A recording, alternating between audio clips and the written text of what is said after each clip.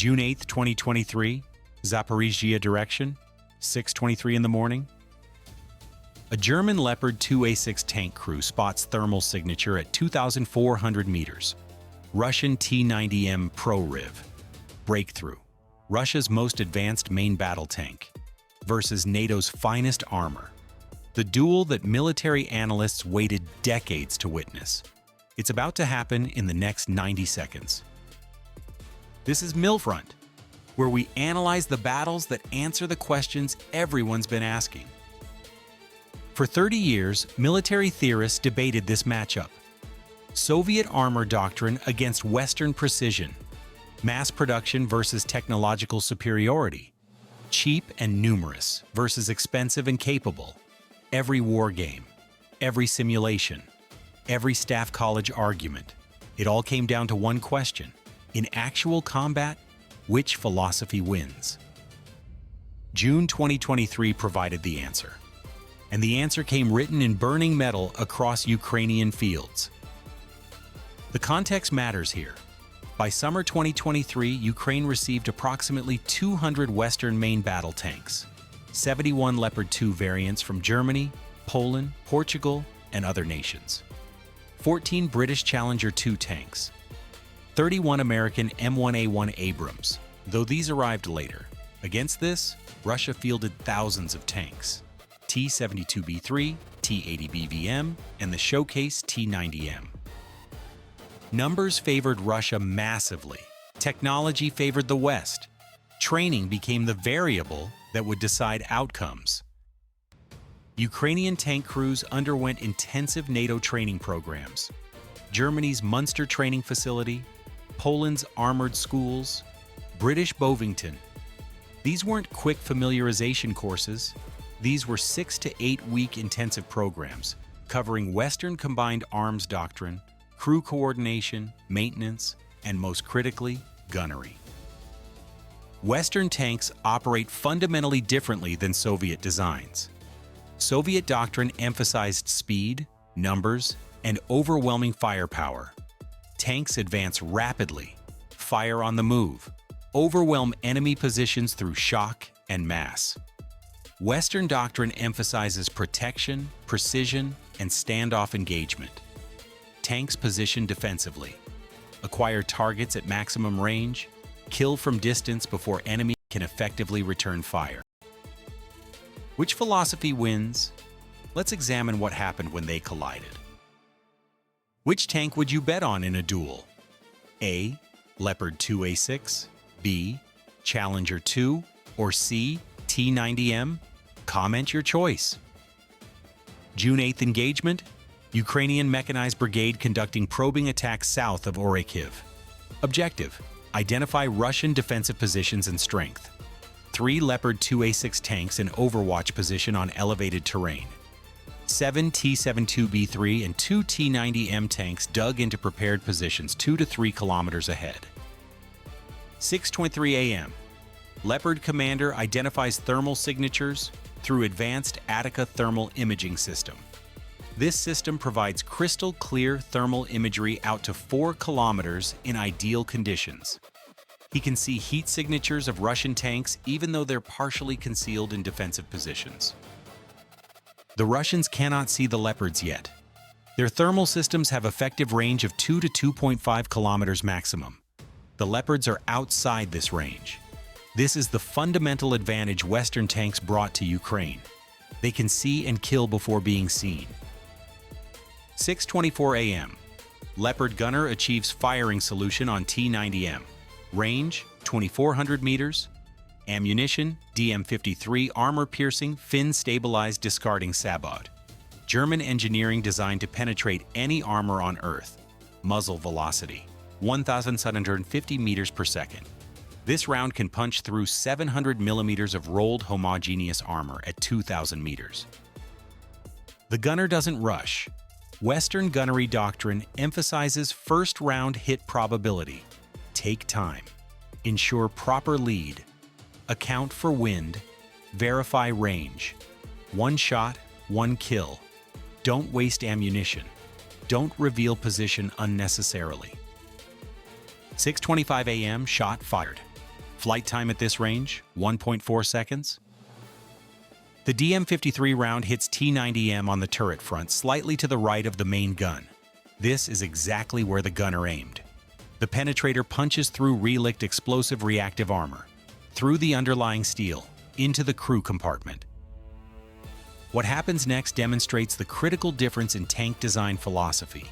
Soviet tanks store ammunition in a carousel autoloader directly beneath the turret. If a penetrator reaches this ammunition, the result is catastrophic. The ammunition detonates. The explosion seeks the path of least resistance. That path is straight up through the turret. 6:25 a.m. and 3 seconds. The T-90M turret launches 15 meters into the air in a massive explosion. This is what tank crews call catastrophic kill.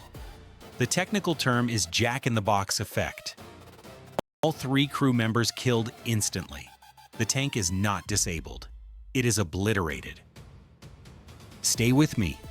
What happens in the next 12 minutes of this engagement will prove why Western tank doctrine dominated this battlefield. The Russian position erupts in confusion. Their most advanced tank just exploded. They don't know where the shot came from. Their thermal systems show nothing at the range where the Leopards sit, but they know they're under fire. Tank commanders make the decision to advance. Soviet doctrine. Close the distance. Get into effective range. Return fire. This is exactly what Ukrainian crews trained for. This is the tactical scenario they practiced repeatedly at Munster and Bovington. Enemy tanks advancing into your engagement zone. You hold position. You remain calm. You service targets systematically at range. 6:27 a.m. 2nd Leopard 2A6 engages T-72B3 at 2,200 meters. Another first-round hit. The T-72B3 uses older Contact 5 reactive armor, less effective than reliked. The DM-53 penetrates easily. Another catastrophic kill. Turret separation. Crew eliminated. 6:28 a.m. Russian tanks reach 1,800 meters. Now they can see the Leopards on their thermal systems. They begin returning fire, but they're firing while moving across rough terrain. Soviet tanks have relatively poor stabilization compared to Western designs. Their hit probability while moving is 20 to 30% at best. Western tanks have sophisticated stabilization systems. The gun stays on target regardless of vehicle movement, but the Leopards aren't moving. They're in hull-down positions. Only the turret is exposed, and they're picking targets calmly. 6:29 a.m. 3rd Leopard engages 2nd T-90M. Range now 1,600 meters as the Russians close distance. Another precision hit. But this time, something different happens. The relict explosive reactive armor works as designed. The ERA blocks deform the penetrator. The round doesn't fully penetrate. The T-90M is damaged, but not destroyed. The crew survives. This is important context.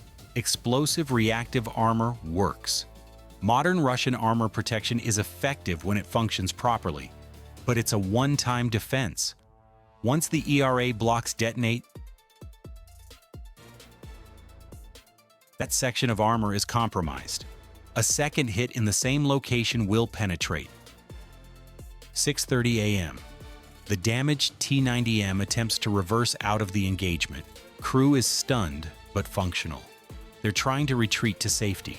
The Leopard gunner tracks the target, waits for the optimal moment, fires again. Second hit. Lower glacis plate this time. No ERA protection on the lower hull. Penetration. Fire in the engine compartment. The crew bails out. 3 men running from a burning tank. They survive, but the tank is mission killed. It will burn for the next 6 hours. How many Russian tanks were destroyed in the first 10 minutes? A. 3 tanks. B. 5 tanks. C. 7 tanks. Answer coming. 6:32 a.m. The engagement shifts. Russian tanks reach 1,400 meters. At this range, their guns become more effective. T-72B3 scores a hit on one Leopard 2A6. Russian 3BM-60 Svinets armor-piercing round impacts the Leopard's turret front. The Leopard's composite armor stops the penetrator cold. No penetration, no crew casualties. Minor external damage. The tank remains fully operational.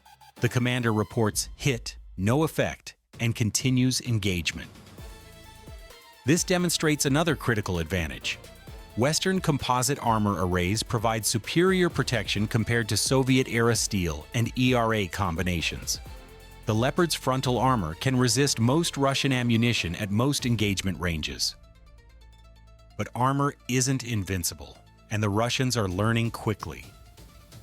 6:34 a.m. Multiple Russian tanks concentrate fire on the Leopards. Doctrine shifts from individual engagement to massed fire. If one round can't penetrate, maybe 5 rounds simultaneously will find a weak point. The Ukrainian commander makes the tactical decision to reposition. They've achieved their objective. They've identified Russian strength and positions. They've destroyed 3 enemy tanks. No friendly losses. Time to withdraw before the tactical situation deteriorates. 6:35 to 6:38 to 8 a.m. Leopards reverse out of position using superior reverse speed. Western tanks can reverse at 30 kilometers per hour. Soviet tanks manage maybe 10 to 15 kilometers per hour. This mobility difference allows Western tanks to break contact effectively. As the Leopards withdraw, they continue engaging. Shoot and scoot tactics perfected during NATO training. Fire, immediately reverse, reposition, fire again from new location. Russian return fire hits empty positions. 6:41 a.m. Contact broken. Ukrainian tanks withdraw to secondary positions 4 kilometers back. Russian tanks don't pursue. They've lost 3 tanks destroyed, 1 damaged, without achieving a single confirmed Ukrainian. Better tactic in this engagement: close-range assault or long-range precision? Comment A for assault or D for precision. This single engagement encapsulates the pattern that repeated across the entire Zaporizhzhia counteroffensive through June and July 2023. Western tanks consistently achieved first-round hits at 2 to 3 kilometer ranges. Russian tanks struggled to effectively engage beyond 1.5 kilometers. Ukrainian crews trained in Western gunnery doctrine achieved approximately 70 to 80% first-round hit rates. Russian crews achieved perhaps 30 to 40%. But here's the critical context that many analysts miss. Ukrainian forces didn't achieve overwhelming success in the counteroffensive despite these tactical advantages. Why? Because modern warfare isn't just about tank versus tank duels anymore. Russian forces adapted quickly. They deployed extensive minefields. Ukrainian estimates suggest 5 to 8 anti-tank mines per square meter in defensive zones. They positioned anti-tank guided missile teams in depth, Kornet, Metis M1, and other systems with 5 to 8 kilometer range. They used attack helicopters with long-range anti-tank missiles, Ka-52 T-52 helicopters firing Vickers missiles from 8 to 10 kilometers away. Western tanks proved superior in direct engagements, but they couldn't survive minefields any better than Soviet tanks. A 10-kilogram anti-tank mine destroys track and road wheels, regardless of whether the tank costs $500,000 or $5 million. June 15, 2023. Another engagement. Different outcome. Ukrainian armored assault near Robotyne. 4 Leopard 2A4 tanks. Older variant with less armor protection than the 2A6. Supporting Bradley infantry fighting vehicles. Objective: penetrate Russian defensive lines. The assault begins well. Leopards engage Russian positions at range. Multiple T-72 kills. The advance continues. Then the lead Leopard hits a mine, immobilized. Crew survives due to superior protection, but the tank blocks the narrow breach in the minefield. Other vehicles cannot advance. Russian Kornet anti-tank missiles engage from concealed positions 3 kilometers away. First missile hits immobilized Leopard. Penetrates side armor where protection is thinner. Fire in crew compartment. Crew evacuates successfully, but the tank is destroyed. Second and third Leopards attempt to recover the damaged vehicle. More mines. One Leopard loses track. Another takes Kornet hit from different angle. By end of engagement, 3 Leopards destroyed or damaged. Ukrainian forces withdraw without achieving breakthrough. This is Millfront, real tactics, real consequences, real limitations of technology. The lesson: superior tanks matter. Advanced optics matter. Better training matters. But they don't overcome prepared defenses, minefields, and combined arms tactics. Tank duels happen rarely. Tanks versus defensive systems happen constantly. By end of July 2023, Ukraine lost approximately 20 to 25 Leopard 2 tanks of various models. Some to direct fire, many to mines, several to artillery and airstrikes. Not because Leopards were inferior tanks, because modern battlefields are incredibly lethal to all armored vehicles regardless of origin. Russian losses dwarfed Ukrainian numbers. Conservative estimates suggest 200 to 300 Russian tanks destroyed or damaged in the same period on Zaporizhzhia direction. But Russia started with thousands of tanks in reserve. They could replace losses. Ukraine could not. If you believe training beats technology and technology beats numbers, type Millfront right now. Let's analyze specific technical comparisons that determined engagement outcomes. Fire control systems. Leopard 2A6 uses EMES-15 system with advanced ballistic computer. It automatically calculates range, projectile drop, wind deflection, target movement. Gunner simply places crosshairs on target and fires. The system handles everything else. T-90M uses Kalina fire control with automatic tracker. Effective system, but less sophisticated computing. More manual input required from gunner. Result: Western tanks achieved faster target acquisition and higher first-round hit probability. Thermal imaging. Leopard Attica provides 4-kilometer identification range in good conditions. T-90M isothermal sight provides 2.5-kilometer maximum. Challenger 2 uses even more advanced thermal, approaching 5-kilometer range. Result: Western tanks saw and engaged first in most encounters. Armor protection. Leopard 2A6 frontal armor, approximately 700 to 800 millimeters effective protection. T-90M with relict ERA, approximately 600 to 700 millimeters effective. Challenger 2 with Dorchester armor, possibly exceeding 800 millimeters equivalent. Result: Western tanks survived frontal hits that would destroy Soviet designs. Ammunition. German DM-53 and British L-27 penetrators designed specifically to defeat reactive armor. Russian 3BM-60 Svinets capable penetrator but designed against older NATO armor standards. Result: Western ammunition more reliably defeated Russian armor than reverse. Crew survivability. Western tanks separate ammunition from crew with blast doors. Penetrating hit often allows crew survival and evacuation. Soviet autoloader design means ammunition detonation kills crew almost inevitably. Result: Ukrainian crews survived hits that would have killed them in Soviet tanks. Russia lost more experienced tankers. But Russian tanks had advantages too. Cost: T-90M, approximately $4 to $5 million. Leopard 2A6, approximately $6 to $8 million. Availability: Russia produced tanks domestically and had thousands in storage. Ukraine depended on foreign deliveries of limited numbers. Strategic sustainability favored Russia despite tactical inferiority. What would NATO armored doctrine recommend after analyzing these engagements? Drop your tactical assessment. The engagements proved several things simultaneously. Western tanks were tactically superior in direct combat. Ukrainian crews were better trained than Russian counterparts. NATO gunnery doctrine was more effective than Soviet mass assault doctrine. But also, modern anti-tank weapons threaten all tanks equally. Minefields stop all tanks equally. Artillery kills expensive tanks as easily as cheap tanks. Air power threatens armor regardless of origin. Combined arms defeats armor regardless of quality. The theoretical question, which tank is better, mattered less than how are tanks employed.